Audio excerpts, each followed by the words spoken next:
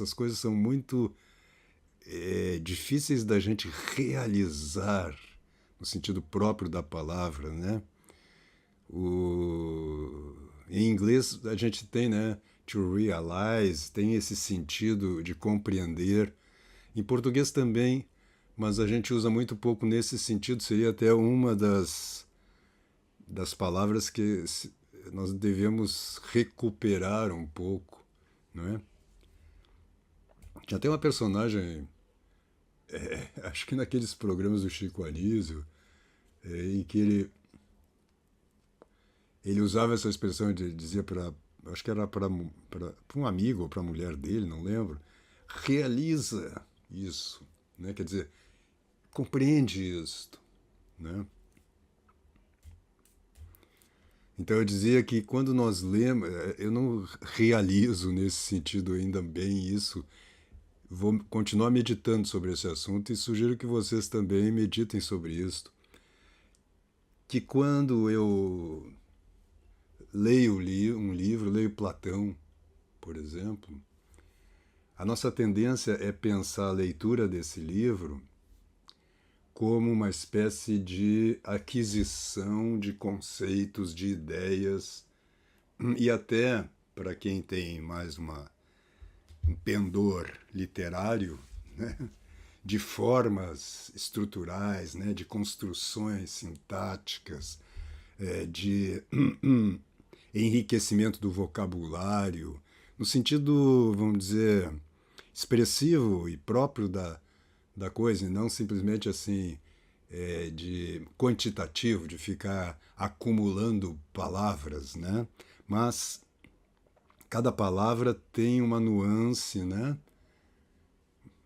Não existem. O Mário Quintana tem um texto em que ele diz mais ou menos isso, né? Eu não me vou lembrar agora de cabeça, mas que não existem sinônimos propriamente, não é?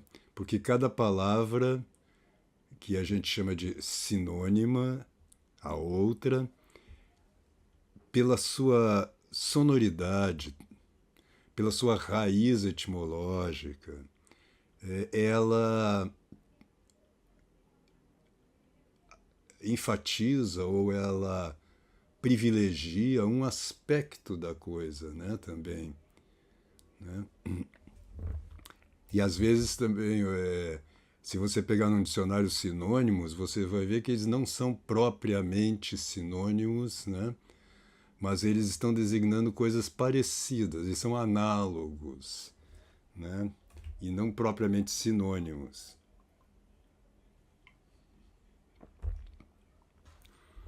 Mas então, voltando, a gente geralmente pega um Platão, por exemplo, e lê e faz uma conexão direta só com o livro, só com o texto. Esquece que atrás desse texto, há 2.500 anos atrás, alguém, Platão, escreveu, não é? E portanto que quando você está lendo um texto qualquer, não precisa ser de Platão, você está em relação com a pessoa que produziu, que escreveu aquele texto. Ela está falando com você, não é? E se você pensar o que é verdade, que toda alma humana, ou espírito, se você quiser, é imortal, Platão está vivo em algum lugar. Né? Segundo Dante, no limbo. Né? E você está em relação com ele, às vezes de uma forma mais íntima do que com alguém que se encontra na rua todo dia, mas sobre quem você não sabe nada e por quem você não se interessa particularmente. Né? A gente deveria se interessar por todo mundo, né? Mas a gente não pode se interessar por tudo indiscriminadamente, por todos, indiscriminadamente. Não é? As pessoas que são mais... que são mais ricas, vamos dizer assim, né? Ou pessoas mais altas do que nós, né? Pessoas melhores do que nós, merecem mais o nosso amor, né? Do que pessoas que estão abaixo de nós, vamos dizer assim. Merece mais o nosso amor no sentido de a nossa convivência, né? Quer dizer, e a nossa admiração, etc.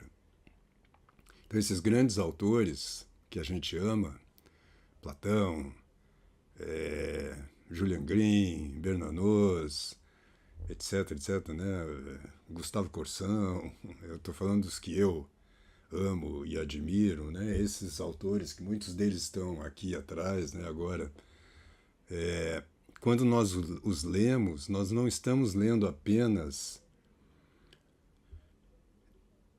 mesmo que a gente não saiba disto, nós não estamos apenas em conexão, nós é que podemos estar perdendo a conexão com a pessoa do Platão, no caso, né? Mas aquele livro, A República, o Timeu, me coloca em relação com o próprio Platão. Assim como agora eu estou em relação com você,